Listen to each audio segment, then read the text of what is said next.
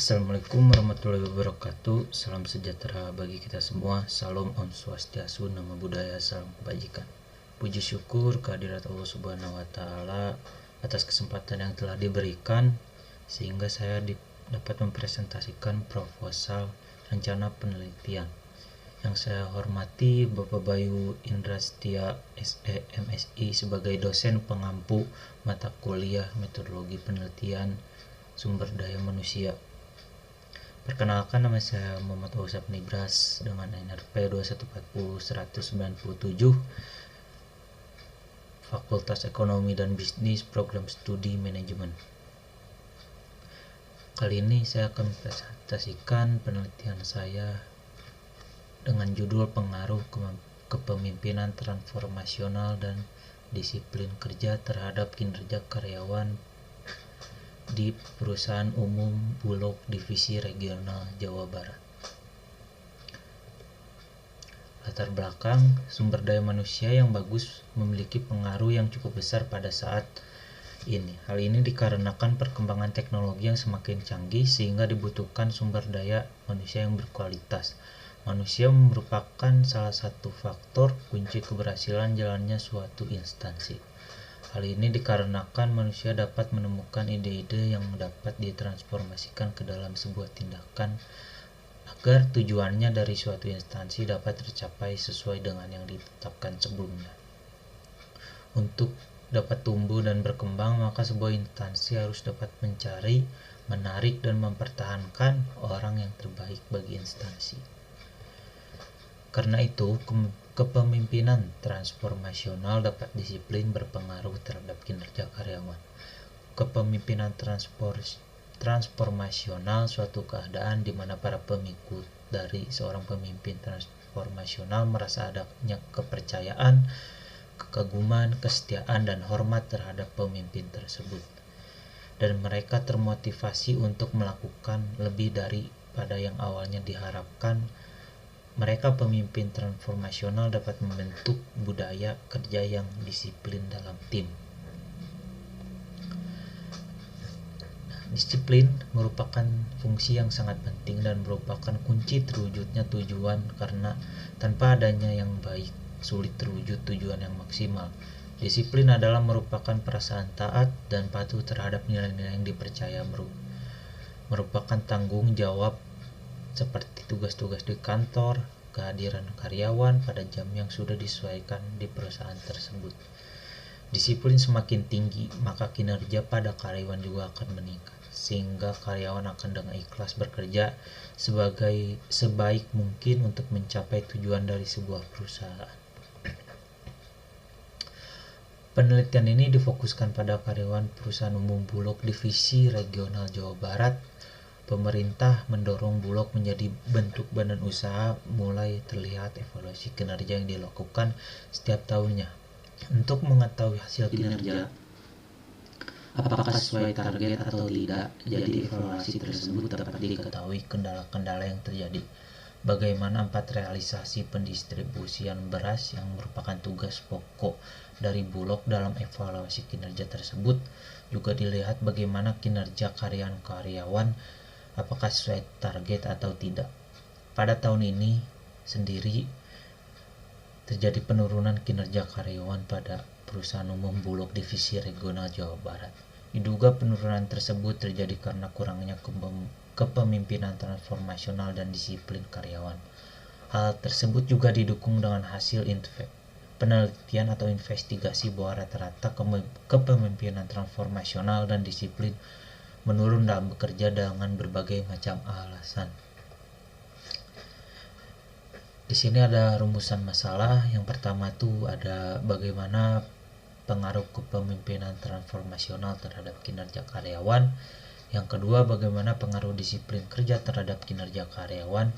Yang ketiga, bagaimana pengaruh kepemimpinan transformasional dan disiplin secara bersama-sama terhadap kinerja karyawan. Selanjutnya ada tujuan penelitian. Tujuan penelitian yang pertama untuk mengetahui bagaimana pengaruh kepemimpinan transformasional terhadap kinerja karyawan. Yang kedua untuk mengetahui bagaimana pengaruh disiplin kerja terhadap karyawan. Yang ketiga, untuk mengetahui bagaimana pengaruh kepemimpinan transformasional dan disiplin secara bersama-sama terhadap kinerja karyawan. Landasan teori. Peneliti menggunakan berbagai sumber landasan teori, juga dilakukan kajian mengenai teori yang akan digunakan, yang terdiri dari grand theory, middle theory, dan apply theory. Grand theory yang digunakan dalam penelitian ini yaitu manajemen. Selanjutnya, middle theory yang digunakan dalam penelitian ini yaitu teori manajemen sumber daya manusia, serta apply teori yang digunakan dalam penelitian ini yaitu mengenai kepemimpinan transformasional dan disiplin kerja terhadap kinerja karyawan.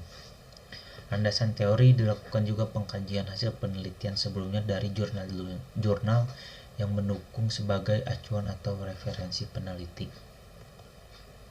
Selanjutnya di sini ada metodologi penelitiannya. Yang pertama itu ada jenis dan pendekatan. Peneliti ini menggunakan penelitian asosiatif dengan menggunakan metode analisis kuantitatif. Yang kedua, populasi dan sampel seluruh karyawan Bulog perusahaan umum divisi regional area Jawa Barat. Yang ketiga tuh lokasi penelitian ada di Jalan Soekarno-Hatta, Jatisari, Kecamatan Bobatu, Kota Bandung, Jawa Barat. Selanjutnya ada variabel penelitian. Terdapat dua variabel, yaitu variabel bebas dan variabel terikat. Variabel bebasnya itu yang pertama ada kepemimpinan transformasional X1, yang kedua disiplin kerja X2, variabel terikat kinerja karyawan Y. Ada pengumpulan data, sumber data, data primer. Data primer yaitu sumber data yang langsung diberikan kepada pengumpul data. Data dikumpulkan sendiri oleh peneliti langsung dari sumber pertama atau tempat objek penelitian dilakukan menurut Sugiono 2018. Data sekunder. Data sekunder adalah sumber yang tidak langsung memberikan data kepada pengumpulan data. Data sekunder didapatkan dari sumber yang dapat mendukung penelitian, antara lain dari dokumentasi dan literatur.